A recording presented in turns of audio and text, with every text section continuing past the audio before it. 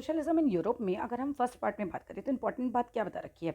सबसे इंपॉर्टेंट तो ये है कि जो फ्रांस का रेवोल्यूशन हुआ था बच्चों, उसके बाद एक पॉसिबिलिटी बढ़ गई थी कि फ्रांस में कहीं ना कहीं अगर इतना बड़ा रेवोल्यूशन आया है, अगर राजा को उसकी गद्दी से हटाया जा सकता है, अगर वहाँ के लोगों को वोटिंग राइट्स मिल सकते हैं तो यहाँ के लोगों को क्यों नहीं मिल सकते। पॉसिबिलिटी है ना कि क्रिएट करें हम एक ड्रामेटिक चेंज, इतना बड़ा चेंज जिसमें राजा को पूरा गद्दी से हटाया जा सकता है। तो लोग जगह जगह बातें करने लग गए थे, इस तरह की बातें कि इंडिविजुअल्स को राइट मिलेंगे।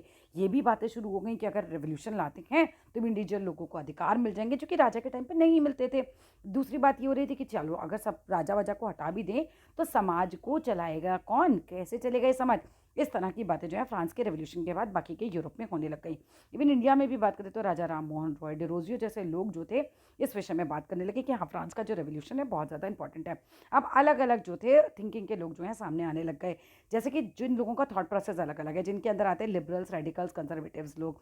कंजर्वेटिव तो वो लोग थे जो बिल्कुल यही चाहते थे कि जो चल रहा है, जैसा चल रहा है भैया उसको चलने दो, लेकिन फ्रांस का रेवोल्यूशन हो जाता है तो उसके बाद कहीं ना कहीं उनके दिमाग में भी एक माइंडसेट बनता है कि हाँ भाई, चेंज जो है वो इनएविटेबल है, चेंज को तो लाना पड़ेगा, कुछ चेंज को लेकिन धीरे धीरे लेकर आओ, हिस्ट्री को कहीं ना कहीं प्रिजर्व रखो, ऐसा नहीं करो कि आप एकदम से चेंज लेकर आ जाओ। एक ग्रेजुअल चेंज पे बात करते थे। रेडिकल वो लोग जो थे जो ये चाहते थे कि भाई पूरी तरीके से बदलाव आ जाए और पूरी सत्ता को पलट देना वो चाहते थे। लिबरल्स लोगों की यहाँ बात की जाए तो ये चाहते थे कि हाँ, लोगों को अधिकार मिले, सरकार बने, और एक तरीके से कहीं न कहीं वो चाहते थे कि यूरोपियन जो स्टेट हैं वो क्योंकि बहुत ज़्यादा ही रिलीजन को लेकर भेदभाव करते हैं, तो रिलीजन के ऊपर भेदभाव नहीं हो, सभी लोगों के साथ जो है इक्वली बिलीव किया जाए, सरकार बनाई जाए बिल्कुल, है ना, और रिप्रेजेंटेटिव गवर्नमेंट बनाई जाए, और कहीं न कहीं जुडिशरी बनाई जाए जो कि राजा के अंडर में नहीं हो। लेकिन एक बहुत बड़ा अंतर जो था रेडिकल का और लिबरल्स का वो ये था कि जो लिबरल्स लोग थे वो लेडीज़ के लिए वोटिंग राइट बिल्कुल नहीं चाहते थे, जबकि रेडिकल लोग जो थे वो लेडीज़ के लिए वोटिंग राइट चाहते थे। इसी के बीच में आगे चलते हैं। डिटेल्ड वीडियो देखनी हो तो आप चैनल पे जा सकते हो, बाकी की यहाँ पर सुन लो। इंडस्ट्रियल सोसाइटी और सोशल चेंज में हमने ये पढ़ा कि इंडस्ट्रीज़ आ जाती हैं अचानक, बहुत सारी इंडस्ट्रीज़।